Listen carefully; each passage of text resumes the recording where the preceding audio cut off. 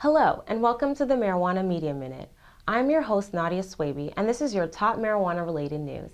In a stunning victory for medical marijuana reform, the American College of Physicians, the nation's largest medical specialty organization, has spoken out in favor of medical marijuana. In a landmark position paper, the ACP formally recognizes the therapeutic benefits of medical marijuana, calls for the legal protection of medical marijuana patients, a reconsideration of marijuana's federal classification as a Schedule I drug, and expanded research into the field of medical marijuana.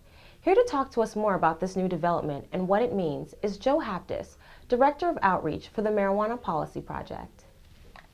Joe, thanks for being here with us today. Can you tell me a little bit more about the American College of Physicians? Sure. The American College of Physicians is the second largest physician organization in the United States, second only to the American Medical Association, who, I might add, are neutral, essentially neutral on the position of medical marijuana. They also, the American College of Physicians, they publish the Annals of Internal Medicine, which is the most widely cited specialty medical journal in the world, which is very impressive. So what we're talking about with this American College of Physicians report is an organization that is essentially the elite of organized medicine. Wow, what is the significance of this report, and what are the most important elements that you see in it? Well, I see four key points that I think are really interesting to take note of. First of all, they recognize that medical marijuana is a proven effective treatment for symptom relief and has a relatively low level of toxicity. This is something we've known for a long time. The 1999 Institute of Medicine report stated the same thing. But when it comes from an organization representing 124,000 physicians, it carries that much more weight. Yeah. Second of all, they call for reclassification of marijuana. It's currently classified as a Schedule I drug, which means it has no accepted medical uses. That on its face is essentially recognized as absurd by mostly everybody except the federal government and the Food and Drug Administration. So this is another strike, heavy blow against that. Third, it calls for full protection, both civil and criminal, for medical marijuana patients in the 12 medical marijuana states. We have some problems with the DEA, the Drug Enforcement Administration, raiding and arresting medical marijuana patients. So this is a direct call to the DEA to say, hey, stop arresting patients, leave them alone, let the states administer these programs. And fourth, there's a stunning rebuke in there, in the report, about the difference between the science and the federal government and the differences there.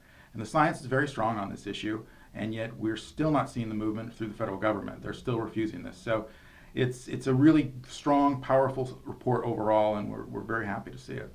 Wow, so what do you think the ramifications will be of this report in the political and policy circles? Well, this is, for all intents and purposes, the second most significant endorsement you could ever see about medical marijuana. This outside of the American Medical Association, who, as I said, are neutral on the issue. We've got pending legislation and initiatives in a number of states where they're considering medical marijuana this year in 2008. That would include Illinois, Michigan, Minnesota, Connecticut, and New York State. So having this kind of organization's backing, the American College of Physicians on Medical Marijuana Access, is very, very key and important. On the federal level, there's the Hinchey-Rohrabacher Federal Medical Marijuana Amendment, which essentially tells the federal government, the DEA in particular, not to raid and arrest patients. And this will be coming up again for a vote in June and July of 2008. The language within the ACP report is very clear. It is essentially saying this is not acceptable to raid and arrest patients in medical marijuana states when they have recommendations from their doctors.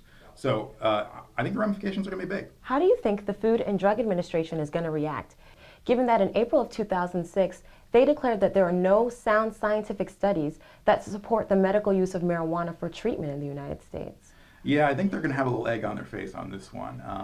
It can't be spun any other way. I mean, the science has been so strong. The clinical studies, the research, the epidemiological research, the patient testimonials on the efficacy of medical marijuana is indisputable.